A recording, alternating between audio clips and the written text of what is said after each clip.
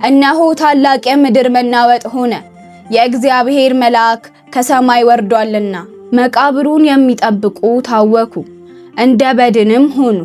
መልአኩም መልሶ ሴቶችን እንዲህ አላቸው፣ እናንተስ አትፍሩ፣ የተሰቀለውን ኢየሱስን እንደምትሹ አውቃለሁና በዚህ የለም፣ እሱ እንደተናገረው ተነስቷል። የጌታችን የኢየሱስ ክርስቶስ ትንሣኤ በታላቅ ክብር ተፈጽሟል። ነገር ግን አንድ ጥያቄ ሁልጊዜ ይነሳል። ጌታ በክብር ከተነሳ በኋላ መጀመሪያ የታየው ለማን ነው? ዓለም ሁሉ ተስፋ በቆረጠበት ሰዓት እሷ ግን የልጇን ትንሣኤ በጽኑ እምነት ትጠባበቅ ነበር። ቅዱስ ኤፍሬም ሶርያዊውና ሌሎች አባቶች እንደገለጹት ጌታ በመጀመሪያ ለእናቱ ታይቶ የሐዘኗን እንባ በደስታ ለወጠላት። ሰላም ላንቺ ይሁን አላት። በጌታችን በኢየሱስ ክርስቶስ የመቃብር ቦታ የትንሣኤው ብርሃን ማስረጃ የሚሆነውን የጌታችን ተአምራዊውን ቅዱስ እሳት ይገለጣል።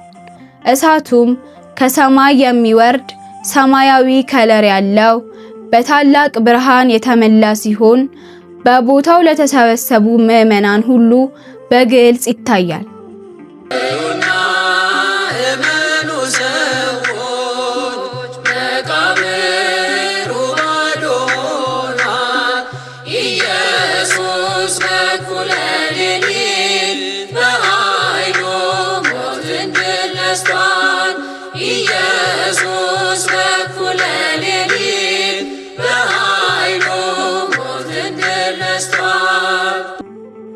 በስመ አብ ወወልድ ወመንፈስ ቅዱስ አሃዱ አምላክ አሜን። ውድ የሳኔል ሚዲያ ቤተሰቦች በወደደንና ባፈቀረን በጌታችንና በመድኃኒታችን በኢየሱስ ክርስቶስ ፍጹም ሰላም እንደምን አላችሁ? እንኳን ለብርሃነ ትንሣኤው በሰላም አደረሳችሁ አደረሰን። ክርስቶስ ተንሥአ እሙታን በአብይ ኃይል ወስልጣን አሰሮ ለሰይጣን አጋዝኦ ለአዳም ሰላም እምይእዜሰ ኮነ ፍስሐ ወሰላም። ክርስቶስ በታላቅ ኃይልና ስልጣን ከሙታን ተነሳ፣ ሰይጣንን አሰረው፣ አዳምንም ነፃ ወጣው። ስለዚህም ከእንግዲህ ወዲህ ፍጹም ሰላምና ደስታ ሆነ። ዛሬ እጅግ ድንቅ የሆኑ ለዘመናት በስፋት ያልተነገሩ የኦርቶዶክስ ተዋሕዶ ቤተክርስቲያናችን የተደበቁ እውነታዎችን ይዤላችሁ መጥቻለሁ። የክርስቲያኖች ሁሉ ደስታ ምንጭ፣ የሞት ድል መንሻ የሆነው የጌታችን የኢየሱስ ክርስቶስ ትንሣኤ በታላቅ ክብር ተፈጽሟል። ነገር ግን አንድ ጥያቄ ሁልጊዜ ይነሳል። ጌታ በክብር ከተነሳ በኋላ መጀመሪያ የታየው ለማን ነው? መጽሐፍ ቅዱስ ስለ መቅደላዊት ማርያም ቢነግረንም የቤተ ክርስቲያን ሊቃውንትና ቅዱሳን መጽሐፍት ግን አንድ ድንቅ ምስጢር ይነግሩናል። ጌታችን መጀመሪያ የተገለጠው ለእናቱ ቅድስት ድንግል ማርያም ነው። በቅዱስ መጽሐፍ ላይ እንደምናገኘው የማቴዎስ ወንጌል ምዕራፍ 28 ከቁጥር 2 እስከ 7 ድረስ ያለው እንዲህ ይላል። እነሆ ታላቅ የምድር መናወጥ ሆነ፣ የእግዚአብሔር መልአክ ከሰማይ ወርዷልና። መቅደላዊት ማርያምና ሌሎች ሴቶችም በጠዋት ተነስተው የጌታን መቃብር ሊያዩ ሄዱ። እነሱም ከመፍራት የተነሳ መቃብሩን የሚጠብቁ ታወኩ፣ እንደ በድንም ሆኑ። መልአኩም መልሶ ሴቶችን እንዲህ አላቸው፣ እናንተስ አትፍሩ፣ የተሰቀለውን ኢየሱስን እንደምትሹ አውቃለሁና በዚህ የለም፣ እሱ እንደተናገረው ተነስቷል። ነገር ግን ኑና ተቀብሮበት የነበረውን ቦታ እዩ ተብሎ ተጽፏል። በኢትዮጵያ ኦርቶዶክስ ተዋሕዶ ቤተክርስቲያን ሊቃውንት አባቶቻችን አንደበት እጅግ በጣም የሚመስጥ ከጥንት ከሐዋርያት አስተምሮ ጋር የሚስማማ የጌታችን ትንሣኤን የሚያብራራ ትምህርት አለ። ቅድስት ድንግል ማርያም ልጇ በመስቀል ላይ ሲሰቃይ ጎኑ ሲወጋና ሲሞት በዓይኗ አይታለች። ልቧ በሐዘን ቢሰበርም በሦስተኛው ቀን እነሳለሁ ያለውን የተስፋ ቃል ግን አልዘነጋችም ነበር። ቅዳሜ ዕለቱን ሙሉ በመቃብር አቅራቢያ በጸሎትና በጉጉት ስትጠብቅ ነበር። ዓለም ሁሉ ተስፋ በቆረጠበት ሰዓት እሷ ግን የልጇን ትንሣኤ በጽኑ እምነት ትጠባበቅ ነበር። እሁድ ማለዳ ገና ጨለማ ሳለ መቃብሩ በታላቅ ብርሃን ተከፈተ። ሞት ተሸነፈ፣ ሲኦልም ተበዘበዘ። ጌታችን በክብር ተነሳ። በመጀመሪያም ወደ እናቱ ወደ ቅድስት ድንግል ማርያም መጣ። ቅዱስ ኤፍሬም ሶርያዊውና ሌሎች አባቶች እንደገለጹት ጌታ በመጀመሪያ ለእናቱ ታይቶ የሐዘኗን እንባ በደስታ ለወጠላት። ሰላም ላንቺ ይሁን አላት። ምክንያቱም በመስቀል ስር ሐዘኗ ከማንም በላይ ስለነበር ደስታዋም ቀዳሚ ሊሆን ይገባ ነበር።